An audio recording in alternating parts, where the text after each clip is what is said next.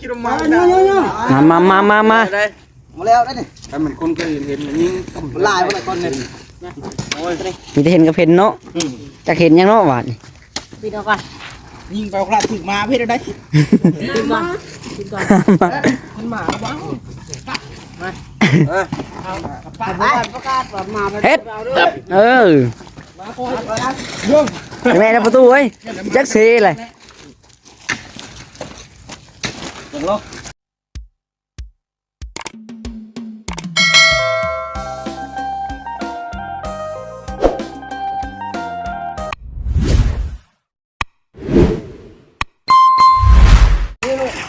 มาพี่น้องเลยเนาะบรรยากาศตอนเช้าๆพี่น้องเลยกำลังเชิญชวนกันเริ่มย่อเสาเนาะมื้อนี้พาเท่าเอาจังใดก็ได้มาเบิ่งบรรยากาศนำกันพี่น้องเลยเอาจังใดก็ได้เนาะทักทายสบายดีแม่ๆ FC เบิร์ดสุขุสู่คนพี่น้องเลยผมพ่อก็ทำน้องหลาอีกเด้อมาใหม่กันมา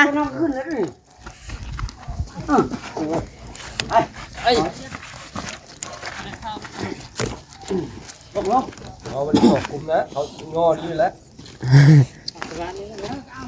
เนื้อเสาทายกันกับมาพี่น้องเลยนายพานเพิ่น เข้าไปต่ำฮะเข้าพระเอกเลยปลาอะไรอย่าถึงกันเลย เดี๋ยวเข้าเอาผู้ต่ำมาเนาะวันนี้ผู้ต่ำมาอีกแล้วเนาะ เลยกินไม่ได้เลี้ยง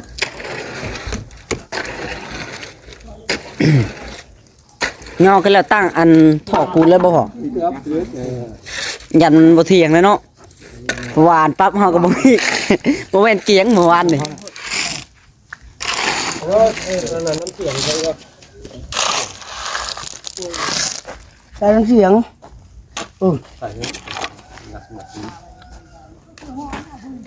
ซึ่งอยู่บ่ เอาตัวเป็นหลอดแล้วป่ะ เอาตัวนั้นเอามาเกี่ยว จะได้แบบนี้ อ๋อน้องจ้อยพี่น้องสบายดีน้องจ้อย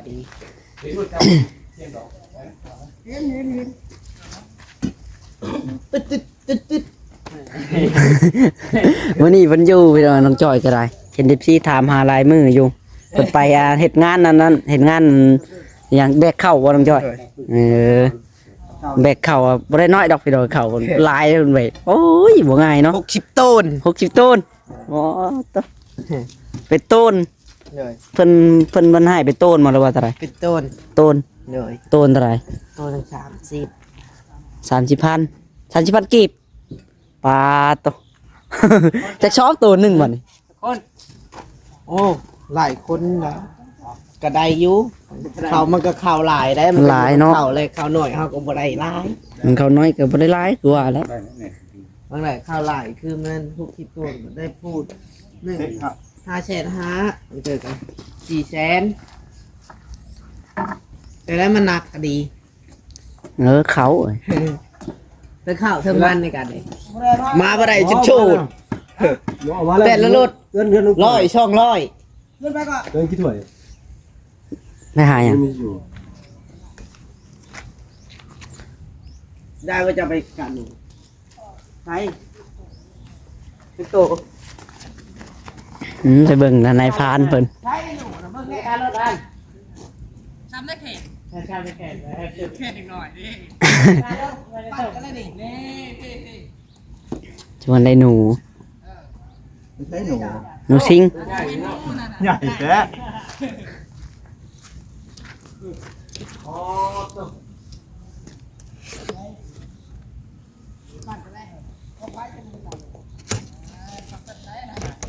เบาหน้าดีตัดเท่าโตเลยนี่นำทุกใส่ที่แม่มันไว้ก็ได้ใหญ่มาที่บ้า ลู น กพื้นน่ะพื้นโต๊ะนั่งโทรศัพท์ไปมันลุกตรงว่าบ่มีคงไปเอาที่เก็บไว้ เราเทียบไปตู้บ่เทียบถ้วยติ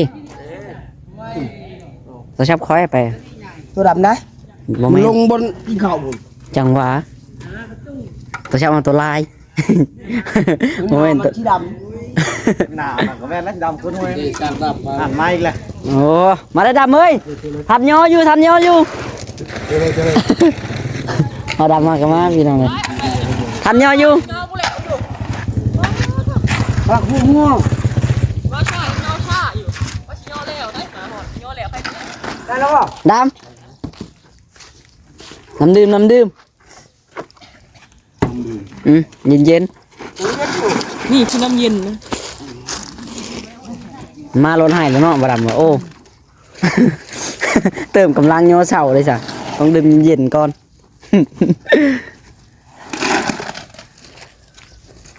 ดื่มเย็นนะประตูหยุดซึ้งแล้วหยุดเย็น เคยเห็นมันหนาวแต่เธอค่ะกันเห็นมันหนาวหมดเนี่ย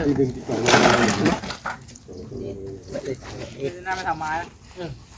ใช่กับไปเนาะมันกันเนาะ ไปวันใหญ่เนาะได้4ตัวเนาะ ใช่กับ ได้จักตัวเลยกะ 4ตัว 4บ่ ยิงครับตัวนึง อืม มันจะกินมาชงกันใส่เนี่ยมัน โอ้มันไปกินมันบ่ได้บกบ่ได้หยัง กำลายบ่มันหึงแล้ว บ่มันบ่ได้บกมันก็บ่กินอีกมันยิงท้อง ใส่พี่นะใส่ตัวลงหมด น่ะลึกในใจไปกินมันดี เท่านั้นตรงนี้เนาะเพื่อเอาห้ำบ่เนี่ยบ่ปล่อยให้มันกินน่ะ เตียงฟองไม่ เขาเห็นมือกัน เป็นเรื่องมา ฮะสาวแปรนี่ ง้อนะปุ่ง กินมากระทันเนาะ มันกระทันเม็ดให้นะ โอ้ยว่ามันไปยิงกูกระทันน่ะ กินมาทันเอ้าเนาะ มันเป็นมาได้เห็น เอิ้นยัง ชื่อแมว หมาเห็นนะแม่บ่เบิ่งแม่ว่ะ กระโดด มันก็ไปแล้วหนู เห็นพี่ชายน้าปุ่ง เอาใส่ก็ได้ใส่ กัน ตัว ไปหาเราอีกเดียวเลย 4ตัวนี้กูดีเลย เล่นมันกินมันกระทันมันสิกินมันกระทันยังมันอยู่ในนามัน เชื่ เล่ อที่เชื่อบ่เนาะโอ้ย ถึงว่ามันเห็นโคม นั่นเราเห็นอย่างกินมาทันเขาเนาะ แค่จักแล้วป่ะยันแมวอยู่ มันกินก็ไม่เจ็บท้องอันนี้ไม่สุดเกี่ยวมัน ของถามผมบ่จักเห็นยังบ่เคยเห็นบ่เห็นโดนไปก็ว่า ตามันหุงแห้งนี่ตามัน ผมมันลายๆดิ ไอ้ว่ะ ไล่ไปเรียกกับหมาจิงโตนะ เนาะ เห็นนั่นนะเห็นการเห็นการ คือแมวได้เนาะ ได้มาก็ไม่ได้เลยจิงโต ไงได้ นายพาน ตามผู้ เรื่องหมา ตา แล้ว มันออกสีเขียวหน้า ใส่ที่ได้ตามันหน่อย ใช่วิดีโอกับตาแมวไปสิ เออ ไปยิงไปเบิ่งแมวแล้วหัวในมันแล้วจ้าโอ้ใกล้ยืนเห็นที่นี่พูดคิดว่าหมาเนาะคิดว่าหมา เนาะ มา มาแล้วได้นี่ ถ้ามันคนเคยเห็นยิง ลายบ่คนนึง มีแต่เห็นกับเห็นเนาะจะเห็นยังเนาะหวานนี่ พี่น้องกัน ยิงไปกระถึกมาพี่ได้ กินก่อนกินก่อนมันหมาบ้างประกาศว่ามา เฮ็ดเออแม่ในประตูเว้ยจักซีเลย มาเด้อมาเด้อ แห้งคุณลูก ครับไปเรื่อยเราจะเย็บเก็บจะป้า อย่าปีนไปแล้ว หลายคนเนาะพี่น้องเลยหลายคนแล้วนี่ก็ได้ ทางไปสายเดียวเลยทางนี้ จะเป็นแล้ว โอ้ยโคเล่ รับปลาตัวชอบ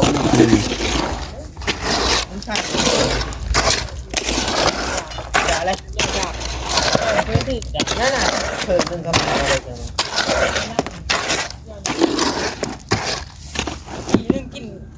นี่นะบ่ ตั้งเสาตั้งแล้วแล้วก็ทางน้องลาสิไปหาเอาไม้ต่อพี่น้องเลยเนาะก็คือทางบอจิตเพิ่นได้มอบเงินให้ทางน้องลาแล้ว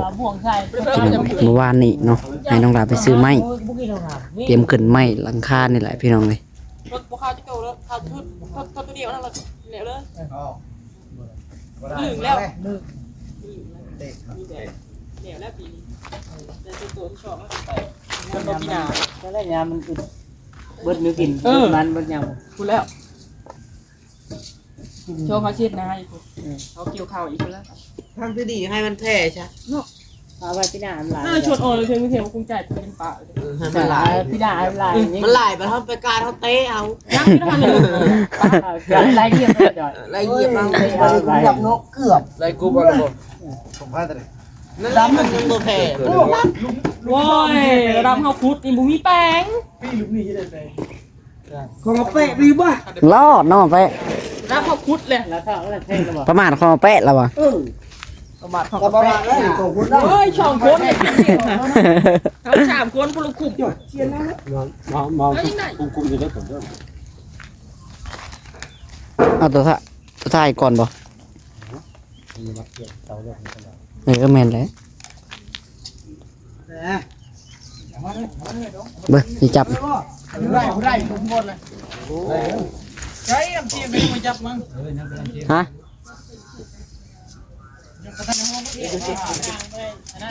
งัดปีนใหม่จะขบไปนู่นกันเลยลืมเทศให้ดูเสียงก่อน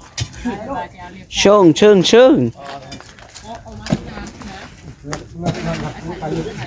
เซฟ งัดอะไรงัดเขาถึงงอนแห้งเลยนี่ติดเหลี่ยมแล้วรอดงัดทั้งหนูได้มา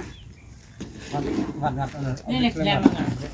เบิ่งได้เสาเบิ่งเสาได้ไปยืน ว่าได้ไม่ตัวนั้นเลยเอาไม่ตัวนั้นมึง มันลงมาแล้วมันเสี่ยงเลย ย้อนโทม หอมแล้วหอมโอ้ย ว่าได้ มาดึงเอาออกใหม่นะ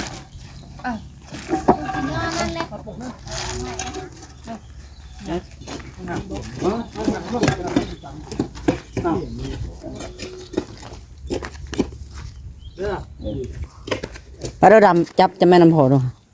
ให้เราแทกข้างในเย็นบัดมันไหลมันยัง พอเข้าแล้ว ทางทั้ง อีกครั้งนึงก็ได้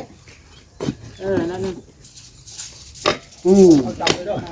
อะไรมาขดเอาก่อนขดยังขดเอาขดปูนะ บอกมันยังมายกขันจิเตมาน่ะ มันบ่ไปแล้ว บอกไปด้วยมันดินข้างดินเนาะ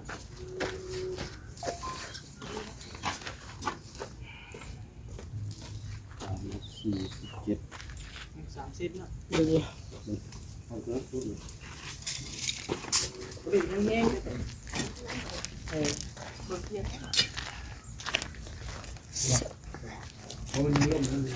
เอา35046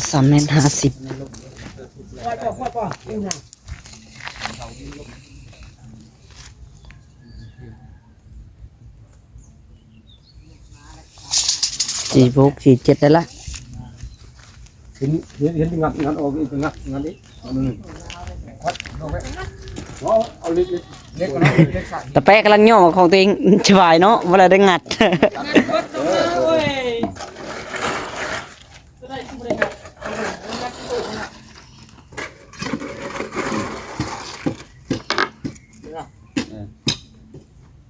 เรื่องกูสิบ่เพแล้วนะเหล็กเลนซะ มันไม่อะ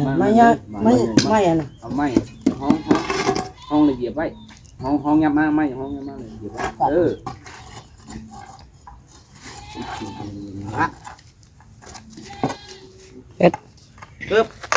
น่ะโอเค ดึงมาอะไรบอก คือไปแห้งเติบเนาะวุบไปรถ แล้วซ้ำนั่นที่เป็น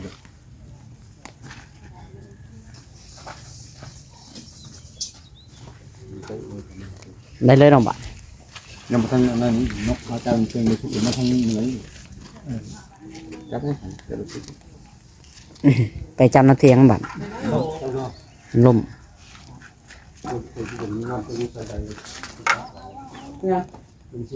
นี่อยู่เลยชาโน่เนาะมาเพียงตัวนั้น สุกมาพี่บ่ เว้น เฮ็ดเนาะเนี่ย ไปเพียงบ่บังนูอีแหละ เดี๋ยว บ่กูมาดึงพุ่นน่ะสุกเขา สุกเขาในบ่พาเฮงบ่ล่ะสุกอีก ได้แล้วเจ้าหกได้ป่ะได้แล้ว ต่างนี่ยังหลาย มีสุกลงใต้ป่ะ แล้วสุกเนื้อเบิ่งคือกลมมาใต้พี่ ปะดูจับตีนกันเลย สุกลงใต้แล้ว ได้บ่ ได้แล้วได้ ตัวลงใต้คนเอา ได้บ่ ตัวลงใต้ ส่งคนลงใต้กัน ตามซึ่งบ่โยกได้บ่โยกได้สุกลงรถเดี๋ยวเขาจะบอก เข้ามาป่ะนั่นแหละโอเคมันแหละ ได้แล้วบ่ดินเนี่ยเขาได้อยู่แต่มันดินบ่ทันเขา ไหลกลับเนาะ บ่ได้ดินบ่เข้าถ้ามันเข้ามันปุ้ยโน่น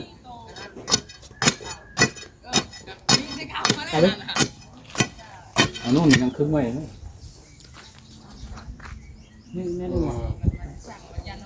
ถ้ามีบ่โอ้ไปพวก เอาไปแห้งเอาไปแห้งวันหนึ่ง เดี๋ยวเริ่มเข้าดินเนี่ยเขา ดึงขึ้นมาปลาเลยได้ละใจว่าปุ๋ยงัดขึ้นเป็นเหลี่ยมนะที่บ่ได้เหลี่ยมนะบ่ได้ ไม่ได้ บ่ได้แล้วเหลี่ยมบนชมอย่าเพชรได้ไหมบอกว่า ลมได้ เอาบ่ได้เหี้ยเลยนี่ชูบ่ได้ ดินสี่เหลี่ยมเสาเลย ขึ้นเริ่มเช้า ขึ้นเอาขึ้นเทิงมันนะขึ้นเทิงมันเยอะจากกระไดแล้วว่า กินเรือก็ได้มาพ่อ นั่นสิเลยบิดอ่ะ ไปดึงเงื่อนบ่ได้ครับ บิด มันขยับตรงนี้มันขยับไหม จักเลย มันก็บอกมันยิงโคตรประเภทเลย บริโก น้อยหนึ่ง แต่ก็ยกแต่ก็แล้ว ต่อว่าคือ เอาไปเอาต้นไข่เลย เอาต้นจะถ่ายก่อนแล้วก็ได้ เอาต้นไข่ งัดก้อนหมดเลย โอ้ปลาลูก งัดแล้วต้องปูนที่เก่า มันแน่นอยู่บ่มันแน่นอยู่บ่บริติงเด้ โอ้ยว่าจ่ายโอ้ยได้แล้ว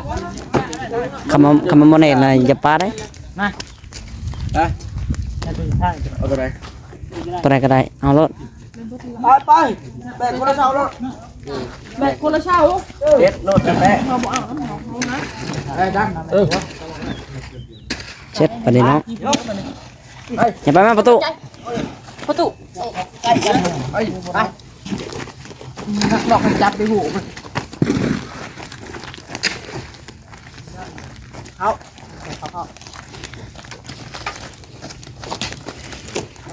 ค่อยๆปรุงเด้อ มารถจ่ายดินไหมมารถมาตีเนื้อเริ่ม มายกมาเนี่ยเย็น ใจเย็นใจเย็นไปลุย ครับ เรื่อย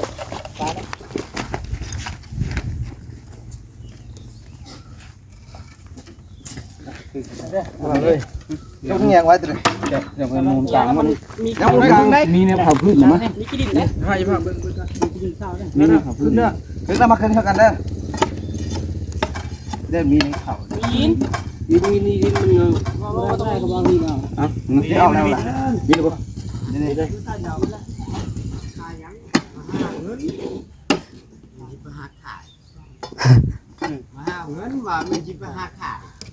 ตีเขา เช่าเติมในต้นนึงย้อนอยู่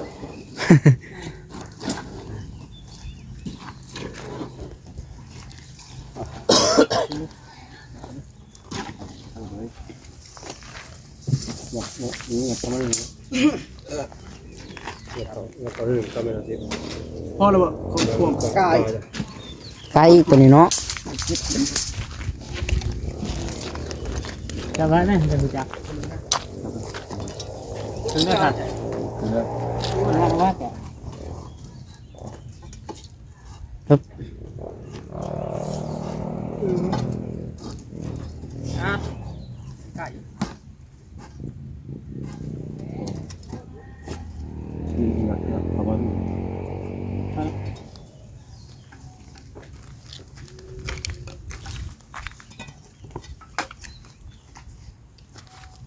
นะครับป่ะ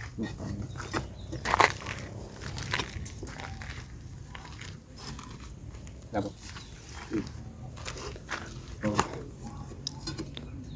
ดีด้วยเอาไกลๆหน่อยว่าผู้นางกันนะ พูดไปช่าง พวกไปพวกไอ้ไกลเองผู้นางฮะการขยับเลย เราจับสองอันแล้วเนาะเราก็เลยงงเลย แกอะไรแกอะไรแมทละจ้าไม่ยากไปพูดโยมกายได้แมท จับแมทกับแหงเนาะตู้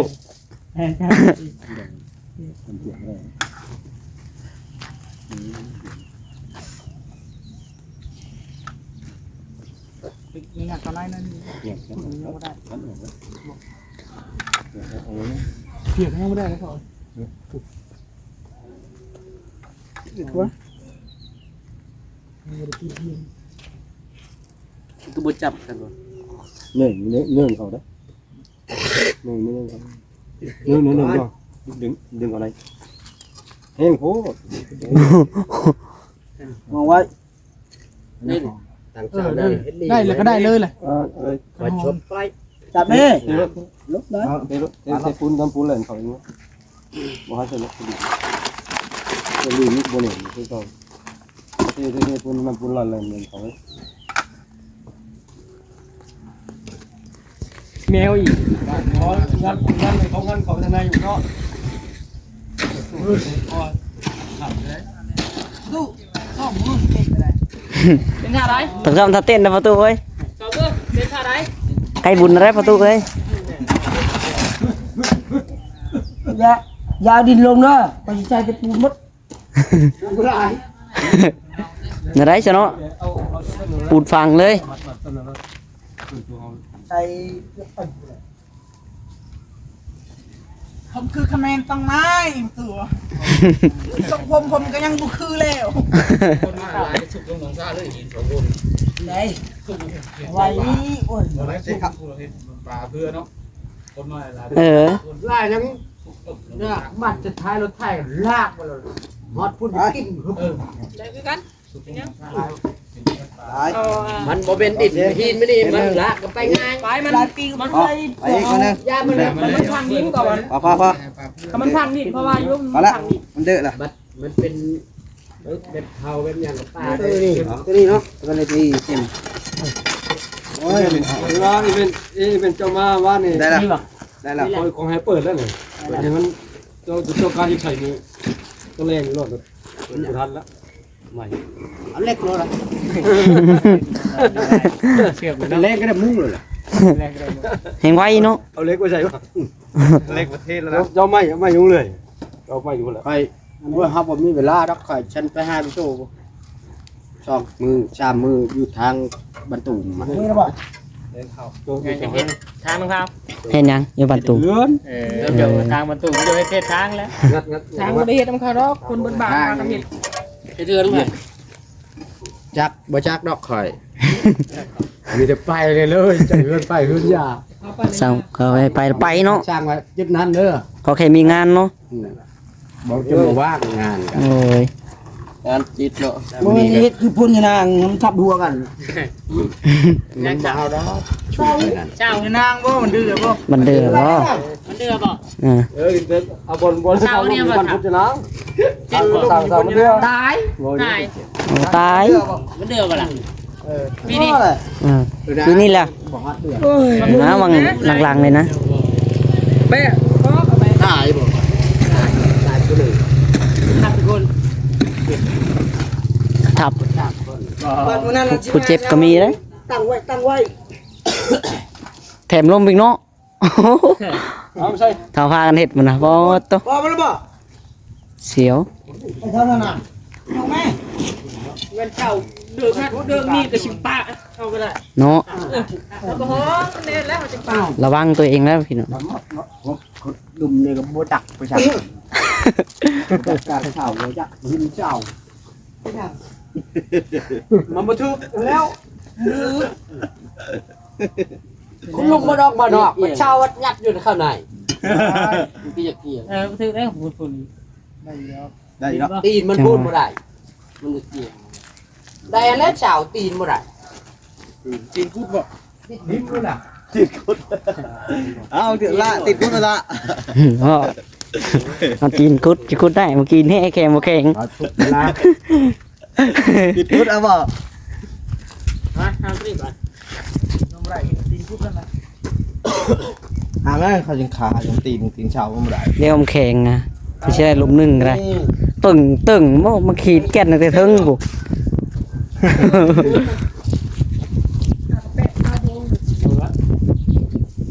เอายกตั้ง จัด ใจเด้อแล้วเราจะลงวันกันเด้อ อย่าไปทางหน้าป้ายรถเด้ เอ็ดคือลุงไปหมดลุงที่เขาหยอดเด้อบ่ ว่า แล้วให้ลบกินข้าวอยู่วัดบ่ ถ้าไม่เป็นซ้ำเอาไว้2คำแล้วเนาะแบบกินให้หลายแล้ว เราไปข้าวอยู่วัด อ๋อดูดิมันก็หลาย ยก มันก็หลายดิ หลายคนละคือหนักเลย ยกเบิ้ง3คนกันบ่ เบาบ่3คนน่ะ ลองเบิ้งเอาลงมาแล้วยกนุ๊กเขาชีวิตกับไป3คน เอาแปะนะ เห็นบ่ประตู ไปได้หน่อยคนเนาะเป็นยังไงปัดโทเรียบร้อยบัดนี้เนาะขึ้นไปเรียบร้อย4ต้น ไม่ทีมงานก็นี่ก็ กบพี่ชายอ่ะ พอกลีเงินนั่นนี่ มาเล็งเบิ่งก่อนพี่น้องนี่เลย เรื่องนั่นแหละอันเรื่อง ฮะเดี๋ยวแล้ว เลยไป ไปใส่มืออะไรเอาขอบใจเมื่อไปจ้อยบ่มือส่ง ผู้ได้เฮ็ดแต่พร้อมเฮาว่าหลายล้านแหละ มาถ่ายกินข้าวบ่ตู้เนาะกินแล้วมื้อเช้านี่เพิ่นบ่กินพี่น้องไง มื่นกับมุ้งแล้วใช่ทางเข้าประตูเฮ้ยพวกนี้โอ้ยง่ายเลยว่ะมุ้งเลยเอามาเซ็นไหมมันง่ายกว่าหันดีกว่าหากินมาปวดเอามือได้ยกโค้งขึ้น ไปพี่น้องโอเคสำหรับคลิปนี้ก็ได้เนาะสิขอตัวลาไปก่อนพี่น้องเลยจังได๋ก็อยู่ดีมีแฮงเบิดสุขสู่คนเนาะถ้ารุ่นต่อไปพี่น้องเนาะก็ว่าสิขึ้นไปเบิ่งใหม่ก่อนพี่น้องหลังจากทางเสายังเรียบร้อยก็รอดินมันแข็งมันปูนแข็งเนาะแข็งโตพี่น้องมันจังยึดเสาได้แน่นดีเฮาจังสิได้ต้องมันได้เนาะไปซะโอเคพี่น้องสำหรับคลิปนี้ก็สิขอตัวไปก่อนพี่น้องเอาบ๊ายบายสบายดี ตีกันละบ้านในบ้านอันนี้อยากเข่าไปบ้าน